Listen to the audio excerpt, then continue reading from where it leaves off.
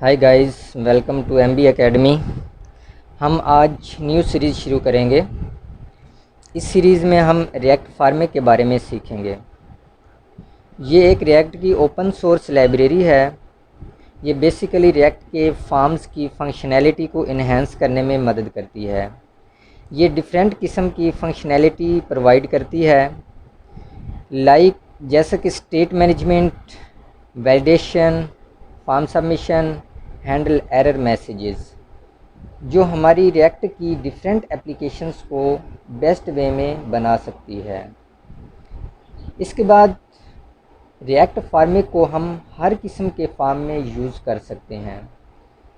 For example registration form, login form, sign up form वगैरह बना सकते हैं हम, और इसको हम अपनी रिक्वायरमेंट के अकॉर्डिंग यूज़ कर सकते हैं।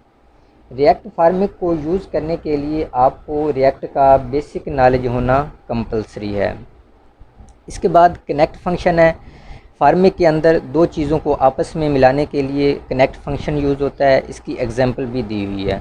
उसके बाद एरर मैसेज है, जो कंपोनेंट जो कि हमें डिस्प्ले हो रहा होता है। इसके बाद फील्ड कंपोनेंट है, फार्मिंग कंपोनेंट है, फार्म कंपोनेंट है, और भी दिए हुए हैं कंपोनेंट्स। तो इनको आप विज़िट करें और अच्छी तरह इनको रीड करें, एग्जांपल्स के साथ दिए हुए हैं। अब हम चलते हैं जी गेट स्टार्टेड पे। नीचे आएंगे, इंस्टॉलेशन का तरीका ये बताया गया है। Node package manager npm install farming, ये उसकी कमांड दी गई है। आप इसको विज़िट करें, कॉपी करके इसको अपनी रिएक्ट के अंदर पेस्ट कर सकते हैं। नेक्स्ट वीडियो फार्मिंग सेटअप की है। Thank you so much. Move to next video.